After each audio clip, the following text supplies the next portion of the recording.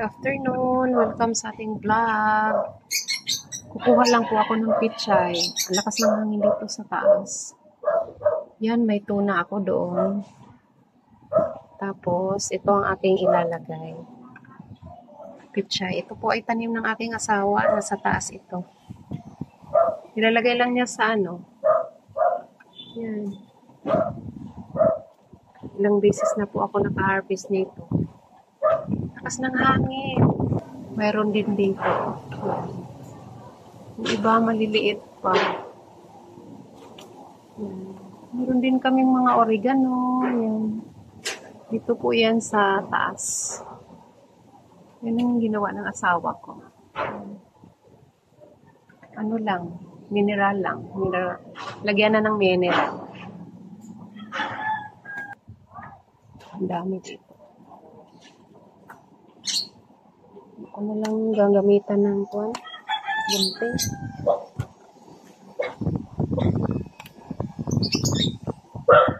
Lakas ng hangin.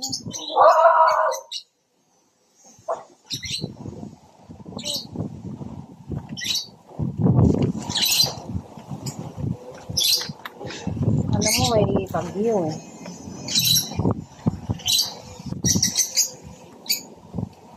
Masisira lang to kasi ang lakas ng hangin.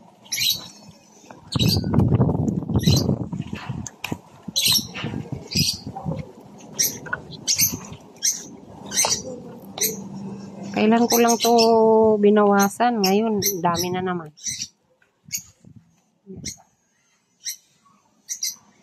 Lagay natin dito sa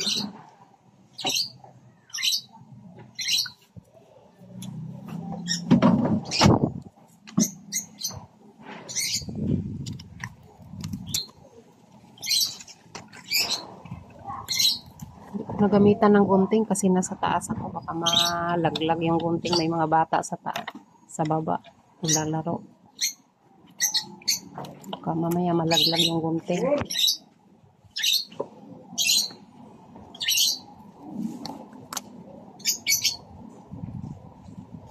Ang bilis lang niya tumubo yung dahon.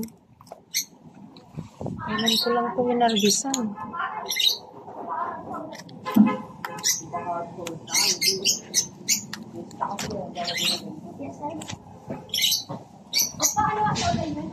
Ayun, marami pa sa dulo. Hirapan ako mawag sa cellphone. Yan.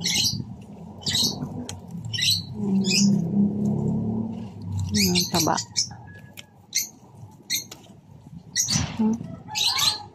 Ito taba ng dahon.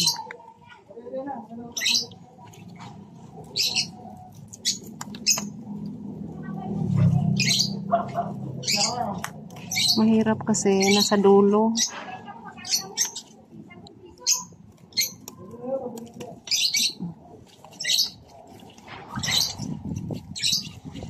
Sa bibili ka sa palengke, 20 pesos kukunti. Dito, kuha ka lang.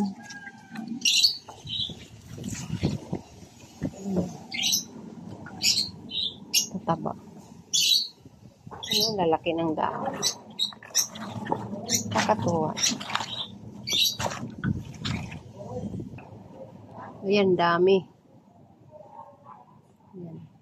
Kaysa mang lanta lang. Lakas kasi ng hangin. Ibababa ko na yan. Yan po yung aking tuna. Yan po yung aking sasabawan. Bali, kalahating kilo lang po yan. Napakasarap po yan, lagyan ng pechay.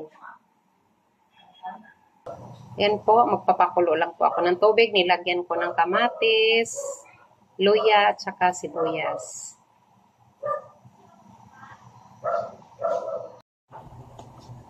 Ilalagay ko na po itong tuna.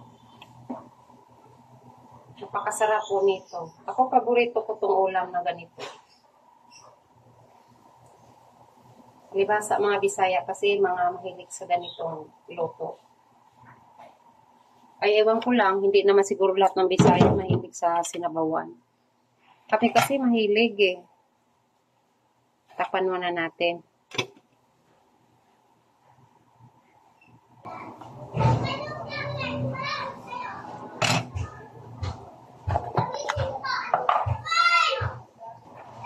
Lalagay lang tayo ng asin.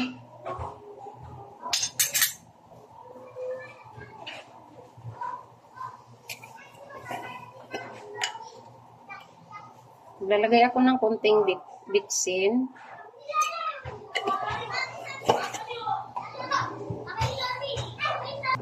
Naglalagay po ako ng siling haba at saka lagyan ko din ng pamintang durog.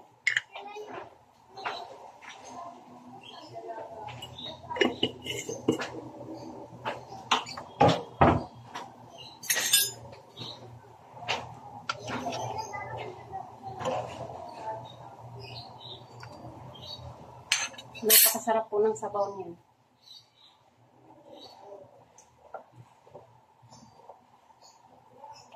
Ilalagay ko na rin po itong stock ng pitsay. Kasi medyo matigas po yan. Mga 2 minutes lang.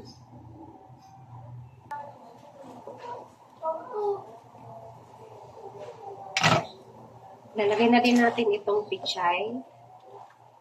Sariwang-sariwa.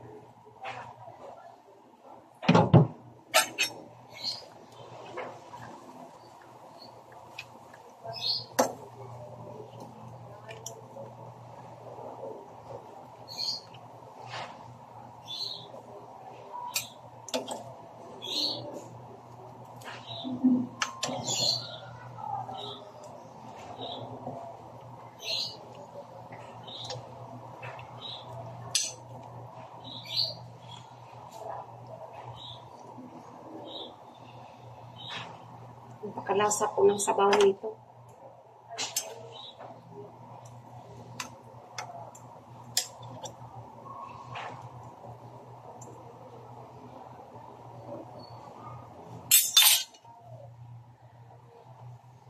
Kunting kulo na lang po, tapos patayin na natin.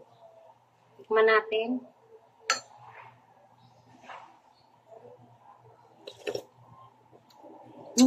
Napakasarap. Kahit sabaw lang ulam na. Pwede nang iulam yung sabaw sa sobrang sarap.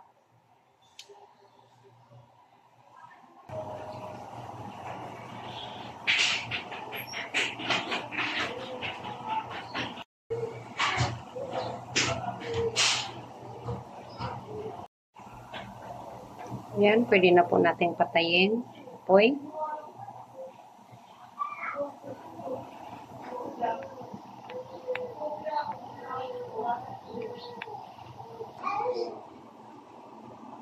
Yan na po, luto na po ang aking tinulang tuna na may pichay. Talaga naman pong napakasarap ng kanyang sabaw. Umuusok-usok pa po yan, napakasarap higupin. Kung nagustuhan ninyo ang aking video, paki-subscribe lamang po, like and share, at pakipindot na rin po ang notification bell para ma-notify po kayo kapag may bago akong upload na video. Yun lamang po, maraming salamat. Bye, God bless.